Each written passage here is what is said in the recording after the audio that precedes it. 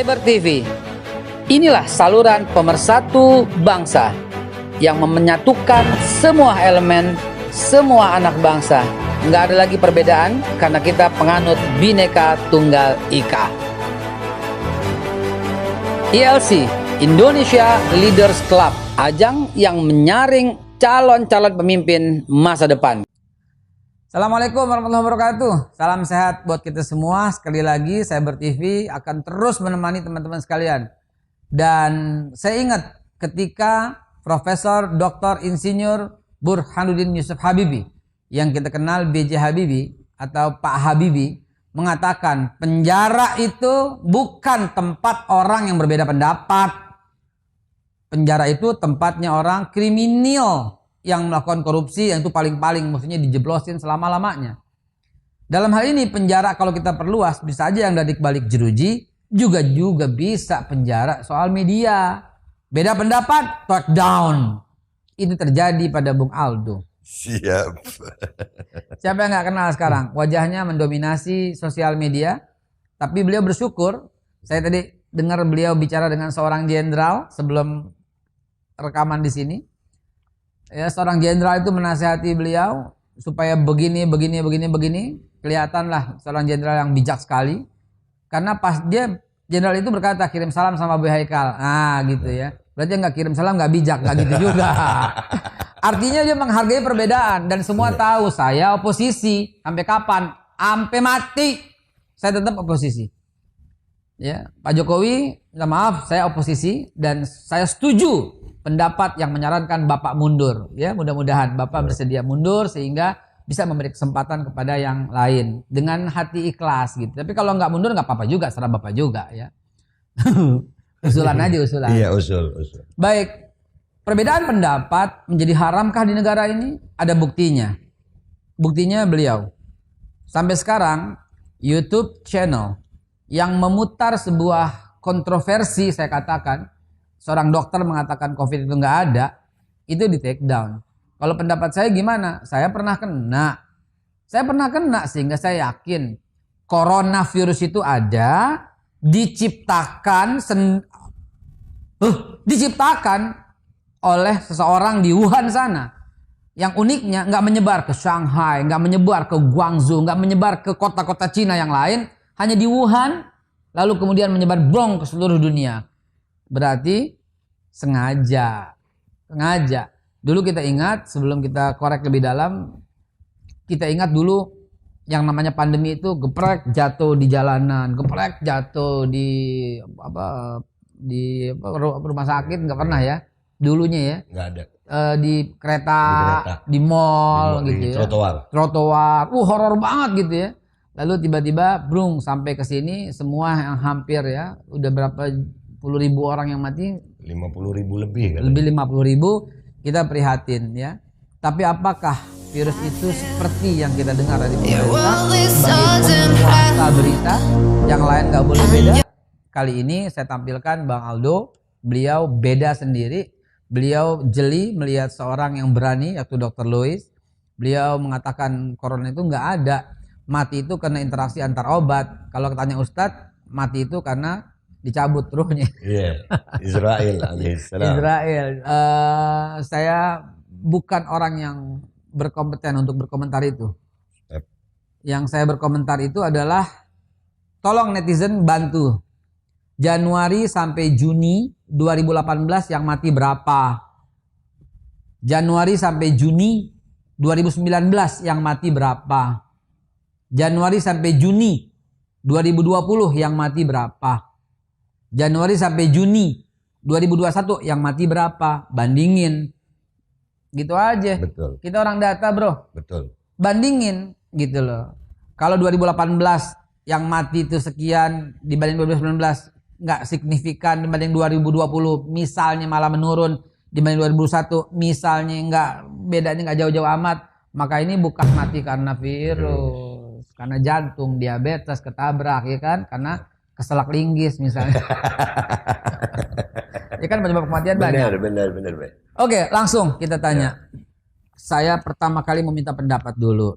Kan ente yang bergaul dan mewawancarai dokter yang sangat kontroversial itu. Ya. Pertama, apa iya yang dibicarakan itu menurut Aldo pribadi benar atau salah atau sebagian benar sebagian salah? Oke, kalau bicara benar atau salah itu juga bukan kompetensi saya. Hanya saja paling tidak yang disampaikan Dr. Lewis itu diterima sama akal kita gitu. Dan sebagian juga banyak loh ya. Benar. Dan beberapa hari kemarin, kalau nggak salah 2 hari kemarin, itu apa yang disampaikan Dr. Lewis kayak dilakukan oleh ID gitu. Ada perubahan protokol untuk pemberian obat, ada obat yang ditarik dari peredaran. Ya kan, ada obat yang ditarik dari peredaran itu. Berarti sebelum ada Dr. Lewis, kenapa nggak ditarik? Kenapa baru sekarang? Ada revisi. Saya sempat posting di Instagram yang juga di take down akhirnya. Ya, Instagram saya akhirnya di take down sampai bikin Instagram baru sejam di take down lagi. Siapa yang punya otoritas untuk men-take down itu? Saya nggak tahu, Be. Kalau saya tahu saya datengin, Be. Iya benar, kalau saya tahu saya datengin. Nah, belum take down, emang salah di mana gue? Kalau emang gue salah di dalam postingan gue, kenapa nggak lapor polisi? Kan ada badan hukum, kita ini negara hukum katanya. Siapa bilang? Dulu. Iya, kan katanya, Be. Dulu. Iya, dulu. Kenapa saya katakan dulu? Kerumunan di mana-mana banyak. Ada 2036 lebih kasus kerumunan yang dilaporkan oleh Bawaslu, KPU dan yang berkepentingan. Cuma satu yang diadilin gitu. Dan dipaksa berita bohong ya, Be. Dan dipaksa gitu ya. Nah, dan itu akhirnya 4 tahun deh, Be. Iya, itu dia itu. Jadi saya tidak setuju kalau dikatakan Indonesia negara hukum. Tidak. Menuju negara hukum mungkin ya. Terus lanjut. Jadi kan jadi kita ini media sosial player atau yang bahasa kerennya influencer gitu. Kita ini bingung gitu. Salah gue di mana? Kok tanpa pemberitahuan di take down. Ya, bahkan IG itu, Be, ada beberapa IG. Tiap nulis nama saya sejam di take down. Sejam di take down. Tapi itu kan tanda-tanda orang baik. Amin ya Rob, amin. Saya udah lewatin masa itu setahun yang lalu. Amin. Jadi kan di sini ada sesuatu yang disampaikan oleh Dr. Lewis dengan berjalannya waktu nih setelah saya di take down sama YouTube. Terus ada perubahan revisi pemberian obat, revisi prokes, revisi pemberian obat. Itu kan berarti secara tidak langsung mereka mengakui Dr. Lewis benar. Lagi pula di negara lain beda pendapat tuh boleh. Nah, itu yang kenapa beda pendapat itu? Nah, sebenarnya Dr. Lewis itu dilaporkan oleh temennya, oleh teman sejawatnya. Itu karena apa sih? Karena kontroversi pernyataan soal COVID atau beliau menghina ID? Jadi ada beberapa hal yang saya lihat nih. Ada yang disebutkan, saya kemarin sempat di podcast bareng sama Dr. Adib dari ID, perwakilan ID. Jadi ada hate speech di situ. Yang disampaikan Dr. Lewis. Nah, dan Dr. Tirta juga bersuara bahwasanya ngata-ngatain dokter lah. Ya, itu mungkin cara penyampaian Dr. Lewis itu salah. Bukan berarti konteks yang disampaikan salah. Yang kita perlukan ini adalah terlepas dari bagaimana cara Dr. Lewis menyampaikan. Mungkin salah cara penyampaiannya. Tapi inti penyampaiannya adalah pendapatnya adalah bisa dibilang benar. Kenapa? Secara tidak langsung dibenarkan oleh ID. Kenapa ada revisi? Kemarin saya tulis di Instagram saya, oh sekarang direvisi. Obat direvisi, prokes direvisi. Terus bisa nggak nyawa yang sudah hilang direvisi? Mantap. Cerdas. Ya, hilang. Hilang langsung. Kirim salam. Hilang itu karena dilaporkan para buzzer atau siapa? Wallahu alam DB, pokoknya hilang aja. Saya dicari kagak nemu gitu. Memang pemirsa, kelakuan buzzer itu sudah diubun-ubun ya. Kenapa sih nggak boleh beda? Dan wartawan sering busuk beritanya. Ya, yang salah satu wartawan yang paling busuk berita itu adalah nih wartawan koran. Nggak pakai di cut, gue sendiri yang cut. Mau lebaran, Be. Mau lebaran. Wartawan itu menulis Babe Haikal cerita mimpi hanya untuk menghibur korban. Kan gila itu. Sampai sekarang netizen bilang Babe bohong, Babe bohong, Babe bohong. Emang gue peduliin. Lo ngomong gue bodoh amat. Siap. Sekali lagi saya bersumpah demi Allah, apa yang dikatakan wartawan itu adalah jahat sekali dan Justru dialah pembohongnya. Saya menantang mubahalah sampai dengan sekarang bahwa mimpi itu benar demi Allah. Wallahi wabillah watallahi, sekali lagi saya sampaikan itu benar. Adapun wartawan memutarbalikkan sampai sekarang gue dituduh bohong. Nanti gue ngadu di akhirat di depan Rasulullah. Ya Rasulullah, bukankah kau telah hadir dalam mimpiku? Tapi dikatakan bohong. Nah ini Rasulullah, orang yang bilang bohong. Dan wartawan yang pertama kali bilang bohong itu nih dia.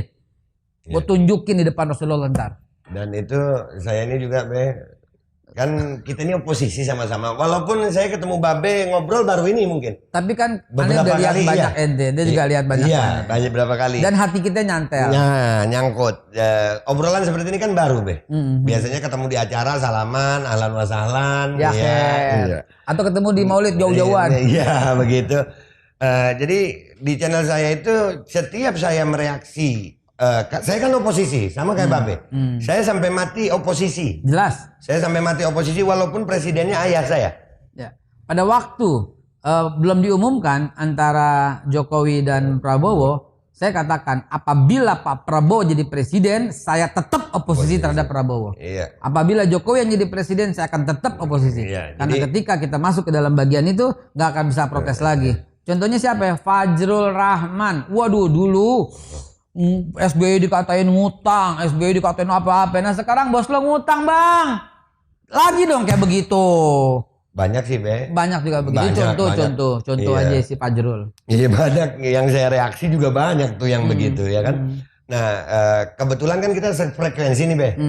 Itu saya sering itu, saya mereaksi dari mereka diarahkan ke mimpinya Babe gitu. Sering itu, lu kenapa nggak ngereaksi Babe Haikal bohong? Gue bilang udah pernah gue reaksi, udah pernah, cuman lu nggak mau terima aja reaksi gue gitu. Iya. Udah pernah, jadi memang kita sampai di zaman dimana Be, orang kayak kita ini dikatain pemberontak, radikal, anti NKRI, anti pemerintah, padahal cuman oposisi gitu. Belah dada kita, isinya merah putih, merah Pancasila. Putih. Kita dikata-katain kadrun. Nggak apa-apa. Nih. Gue kadrun sejati, asli, hakiki, pakai banget, anti radikal bebas, anti PKI. Kalau gue kadrun lu mau apa? Kalau gitu siapkan baju kaos buat beliau, gue kadrun. Saya punya baju kaos gue kadrun. Gue kadrun, iya siap. Teman-teman sekalian, kok jadi kesana kemari ya, jadi ajang curhat gitu ya. Kita biarin sebentar, ada yang mau lewat, setelah itu kita lanjutkan setelah pesan-pesan berikut ini. Kita rehat sejenak. Kita lagi ngopi di Extenin. Oke, nggak apa-apa, lanjut. Siap. Kenapa jadi curhat barusan? Nggak apa-apa. Itu bagian dari menyampaikan satu kebenaran, begitu ya. Baik, Bang Aldo, masuk lagi ke topik kita utama. Sebenarnya saya mau nanya pendapat pribadi Bang Aldo pribadi. Ya. Kenapa? Karena Bang Aldo walaupun bukan seorang dokter, tapi orang yang mumpuni untuk ditanya. Karena ente bukan masyarakat di paling low level tukang apa yang nggak pernah dengar. Ente baca berita. Siap. Ente berjumpa dengan banyak orang. Siap. Ente mendapat nasihat ini itu dari para jenderal yang barusan ente tetap dengar sendiri. Siap. Ente juga dengan media juga luar biasa. Dan mendapat kesempatan yang luar biasa mewawancarai dokter yang sangat kontroversi. Siap. Pendapat Bang Aldo tentang COVID. COVID ada tapi tidak sebahaya itu. Virus itu ada dan kita hidup dengan virus sudah lama. Sudah lama kita hidup dengan virus dan masalah pandemi ini ada penyakit yang lebih parah daripada COVID dan juga sama-sama dengan virus tapi nggak sewah gini. HIV dan mematikan. Dan belum ada obatnya. HIV yang flu burung 100% apa 99% mati. Iya. Selaput radang otak. Banyak, Be. Flu babi. Flu anjing nggak ada. Nggak ada. Flu bangsat nggak? Nggak ada. Jadi maki-maki. Flu anjing babi bangsat atau flu sialan gitu ya nggak ada. Yang ada flu babi doang. Iya, flu burung juga udah ada. Iya, jadi apa yang disampaikan oleh Dr. Louis bisa diterima akal saya. Dan suka nggak suka, justru pihak dari yang berwenang di sini saya tidak mengatakan pemerintah ya, dokter ini, ya itu jawabannya tidak memberikan jawaban yang baik bagi kami, karena kebingungan terhadap pandemi ini sudah ada dari dulu, dari awal. Ente tahu nggak orang yang paling gede dosanya saat ini? Dokter yang tahu tapi menutupi kebenaran. Dokter yang tahu harga Sinovac itu sebenarnya berapa, tapi dia nggak umumin. Dokter yang tahu bahwa awal mula Sinovac beredar, ada penawaran harga ke rumah sakit dengan harga berapa, dan sekarang jadi berapa. Dan dokter itu nggak mau bicara. Itulah sedosa besarnya dokter itu. Dan rumah sakit yang pernah mendapatkan penawaran harga itu, kalau ada, Boya bicara, kalau nggak ada juga bicara. Agar apa? Nggak jadi dosa. Nggak usah dipotong, nggak apa-apa. Kenapa saya bilang nggak usah dipotong? Karena ini kebenaran. Kalau kebenaran dipotong-potong, maka yang terjadi adalah nggak ada kebenaran. Dan syarat tumbangnya sebuah kezaliman, kebenaran mesti tampil. Ja'al haq wa zahaqal batil. Dia datang dulu kebenarannya. Kabarnya harganya nggak segitu. Dan bukan cuma saya yang ngomong, di LC udah disampaikan kok. Di negara-negara lain juga harganya berapa. Di sini juga berapa. Iya, dan itu kan memang sudah ada dari dulu gitu. Dari awal ini udah kebingungan kita sempat ketakutan, tapi ternyata seperti yang Mbak Be bilang, di Wuhan sana tiba-tiba mati di jalan. Sampai hari ini yang katanya serem nih, sekarang nih saya belum pernah lihat orang mati di jalan. Yang tiba-tiba begitu. Belum pernah saya. Nggak tahu kalau ada yang lihat ya. Tapi angka kematian kan tinggi, brother. Ini angka kematian tinggi itu kan angka, dan ini beredar di media sosial. Nggak sedikit yang bukan mati karena COVID di-COVID-kan. Sudah ada. Apakah itu ada buktinya? Ada, beredar di media sosial. Bisa dibuktikan? Bisa. Lah, sudah beredar juga di media sosial. Yang lucunya yang kayak saya di take down, yang kayak begitu dibiarin. Sebentar. Dia nggak COVID. Minta maaf nih, Be. Tapi di COVID-in. Minta maaf nih, ada yang lebih parah. Ada yang petinya kosong. Saya belum lihat. Petinya kosong, nggak ada isinya. Dimakamin pakai pemakaman COVID. Kok gue jadi merinding ya dengan ngomongan itu ya? Nah makanya ini jangan-jangan setan yang dimakamin. Ya kan gitu, nggak kelihatan kasat mata. Jangan-jangan. Iya, kita nontonnya pakai bakar menyan tapi. Udah kelihatan. Iya, ngopi dulu gue, Be ya. Ayo kita ngopi dulu daripada gue puyeng. Saya deg-degan ngobrol sama Aldo.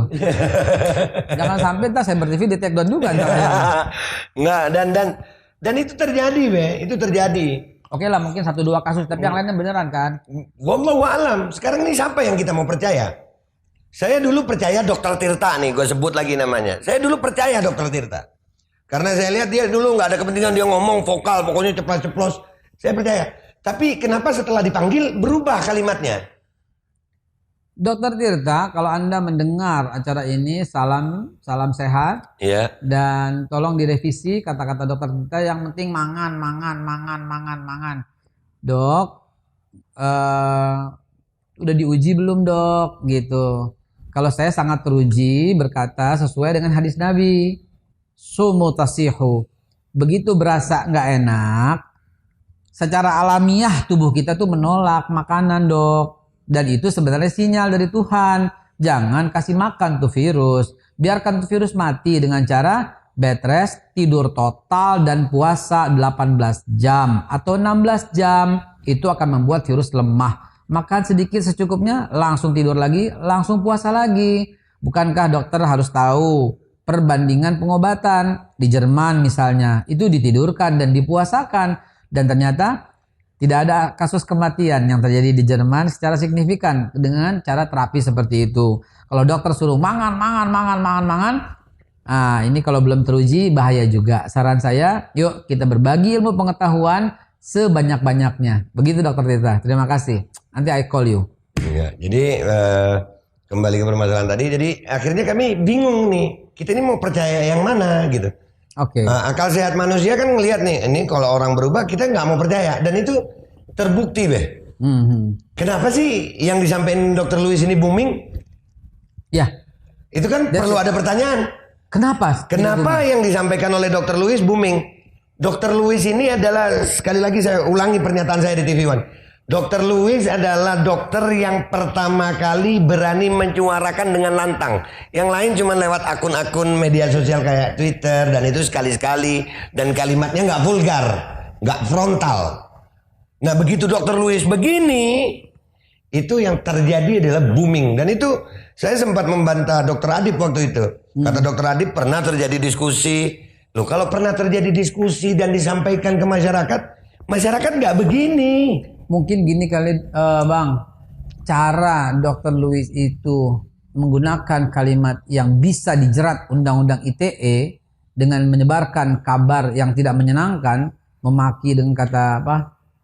Dokter setan katanya. Nah, kayak gitu-gitu mungkin yang harus diperbaiki sehingga beliau tidak ada anjuran hate speech lah gitu. Iya. Atau tidak membuat perbuatan yang tidak menyenangkan dalam satu organisasi, apalagi sebuah organisasi yang terhormat seperti ID, mungkin begitu kali. Iya. Gitu. Jadi intinya alhamdulillah saya melihat ID tersinggung dengan cara Dr. Louis. Oke, itu ya, iya, caranya. Tapi kontennya enggak. Konteks apa yang disampaikan oleh Dr. Louis sampai hari ini masing-masing cuma asumsi sepihak. Belum pernah diadu secara ilmiah. Soal vaksin, bagaimana pendapat Dr. Louis yang Bang Aldo? Ada kok di podcast itu, saya masih nyimpan filenya. Apa katanya soal vaksin? Karena kalau memang nggak ada virusnya yang begitu, ngapain vaksin? Maksudnya berbeda antara virus dengan vaksinnya? Enggak, maksudnya vaksin itu kan untuk mencegah virus. Kalau memang ternyata kenyataannya virus itu nggak perlu pakai vaksin, ngapain kita vaksin? Oh gitu. Ya, jadi mungkin pernyataan Dr. Louis itu juga yang sangat mengganggu para. Tapi vaksin ini udah dibeli bro, kalau nggak laku gimana?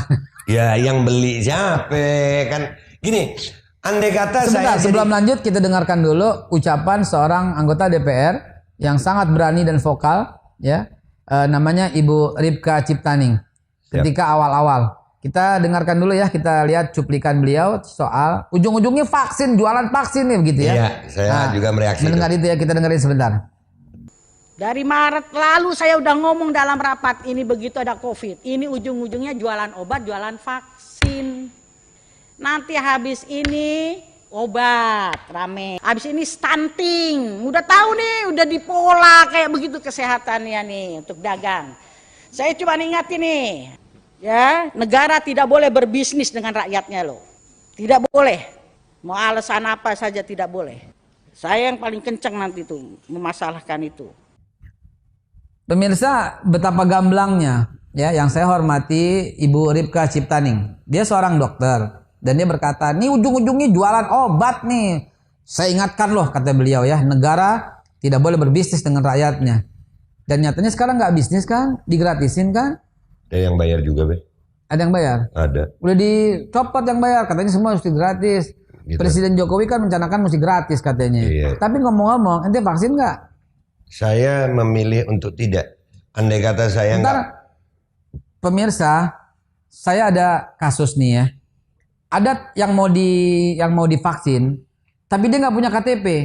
Akhirnya dia berkata, Bapak nggak punya KTP, nggak boleh vaksin. Syaratnya mesti punya KTP gitu.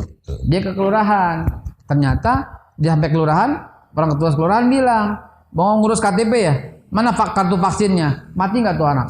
Iya. Mau vaksin mau dibawa KTP, mau ngurus KTP harus pakai mesti vaksin. pakai vaksin, mati nggak tuh anak? Mati. Itu anekdot yang terjadi. Tapi bagaimana kalau Bang Aldo nggak bisa berangkat keluar naik pesawat? Nggak berangkat. Bagaimana kalau nggak bisa perpanjang surat umum misalnya perpanjang STNK atau apa gitu? Ya, emangnya keadaan sekarang itu memerlukan itu? Enggak, kami perlu makan. Oh gitu ya. Ya, kami perlu makan, kami dan perlu ngopi. Iya, ngopi ini wajib nih, wajib. Kami perlu makan, rakyat miskin ini perlu makan, perlu kenyamanan dalam berdagang, perlu keadaan yang normal. Ya, jadi bagi saya mau vaksin mungkin. Setelah keadaan ini benar-benar terlihat normal gitu, Be. Ada satu kata-kata yang sangat saya nggak bisa bilang cerdas, tapi sangat membutuhkan pemikiran dalam untuk menguliknya. Mau selesai COVID, hapus anggarannya dan hapus beritanya, maka akan selesai dan kita kembali ke normal. New normal. Pendapat Bang Aldo? Bismillah. Karena memang kalau kita lihat ini juga yang sembuh tanpa rumah sakit juga banyak.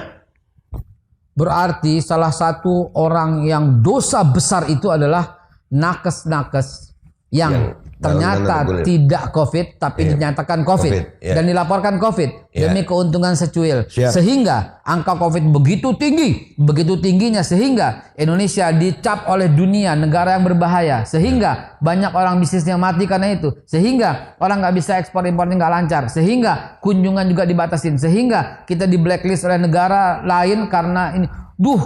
Itu manusia laknat banget ya. Dan ada lagi yang sehingganya mungkin boleh nambahin ya Be. Sehingga karantina diganti dengan kata PPKM. Tapi masyarakat yang melanggar PPKM kena UU karantina, sementara pemerintah tidak mau melaksanakan kewajiban UU karantina untuk memberi makan rakyatnya. Bro, karena nggak ada duitnya bro. Yang beli saya kemarin ini Be, minta maaf nih. Perjalanan dari tempat saya ke sini itu berapa spanduk tuh COVID? Ada berapa spanduk? Saya mau nanya itu satu banner harganya berapa ya? Ada berapa ribu banner itu ya? Ada berapa ribu banner itu? Maksudnya kalau diganti sembako gitu? Kan bisa Be. Kita nggak mau makan banner. Oh. Iya. Dan sekarang ini minta maaf, harus gue sampein nih. Arogansi aparat sampai hari ini kita lihat itu. Ada ibu-ibu hamil ditempeleng. Oh, itu oknum itu sudah di nonaktifkan? Iya, tapi kan ada Be. Iya ada betul. Ada. Dan yang merasakan itu masyarakat. Ada yang tukang sate di bawah sama daging-dagingnya belum dibakar. Gue lihat tuh. Iya. Ada yang di sayuran diangkut. Udah sayuran diangkut, untung berapa sih itu? Kagak dikasih makan malah diangkut.